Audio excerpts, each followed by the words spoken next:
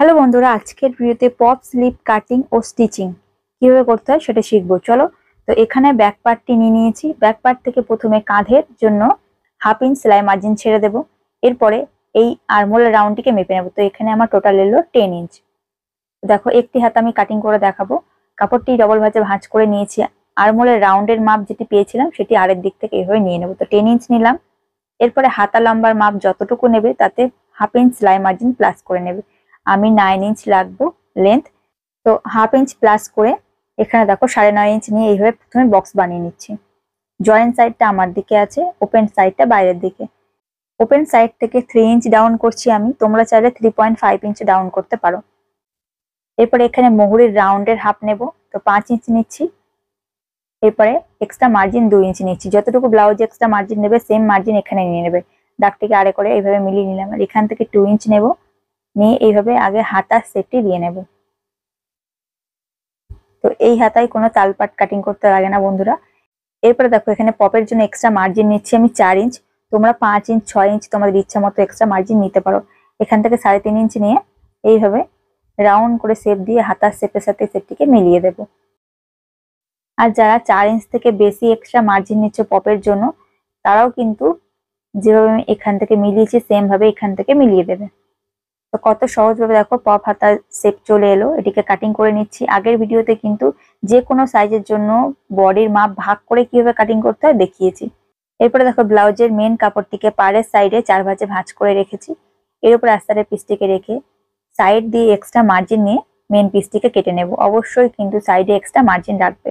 প্রথম হাতার পাটটিকে রেখে দ্বিতীয় হাতার পাটটি আমি সেম মাপে কেটে নিয়েছি। দুটি হাতার পাট মিলিয়ে দেখো এখানে একটা ছোট্ট কাট লাগিয়ে নেব সুবিধা ক্ষেত্রে। তো এর উপরে এইভাবে পপের প্লেট গুলো রেডি হবে। এরপরে মেন পিসটিকে উপরের দিকে সোজা রাখলাম, রেখে এর উপরে আস্তারের পাটটিকে রাখবো। রেখে নিচের দিক থেকে 1/2 ইঞ্চ মার্জিন নিয়ে একটি জয়েন্ট সেলাই দিয়ে নেব।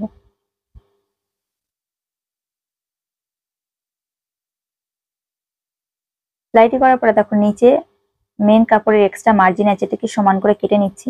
কেটে নিয়ে আস্তার এবং মার্জিনটিকে বাইরের দিকে রেখে আস্তারের উপর দিয়ে আরেকটি সেলাই দিয়ে নেব। এরপরে আস্তারটিকে উল্টো সাইডে উল্টিয়ে নিয়ে কানাটিকে ঘুরিয়ে দুটি কাপড় সেট করে একটি সেলাই দিয়ে নেবো। আর যতটুকু মেন কাপড়ের এক্সট্রা মার্জিন থাকবে সেটিকে সমান করে কেটে নেবো। তো দেখো বন্ধুরা, এখান থেকে কেটে নিয়েছি। এরপরে এই লাইনটিকে সোজা করে নিচ্ছি। দ্বিতীয় কাট যেখানে লাগিয়েছিলাম সেখানে লাইনটিকে সোজা করে নিয়ে দেখো 1/2 ইঞ্চ ছোট্ট ছোট্ট করে প্লেট ঠিক মিডিল বরাবর এই মাঝ বরাবর দিয়ে নেব। দেখো, একটি সাইডের প্লেট কমপ্লিট। দ্বিতীয় সাইডের প্লেট কিন্তু ঠিক উপরের দিকে মুখ করেই বানাবো, মানে দুটি প্লেটের মুখ সামনাসামনি হবে।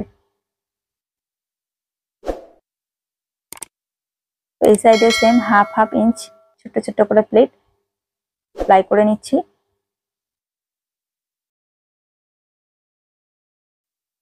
তো দেখো বন্ধুরা, কত সুন্দরভাবে আর কত সহজ নিয়মে পপ হাতা সেলাই হয়ে গেল। এরপরে ব্লাউজে জয়েন্ট করার জন্য ব্লাউজটা দেখো এভাবে খুলে রেখেছি।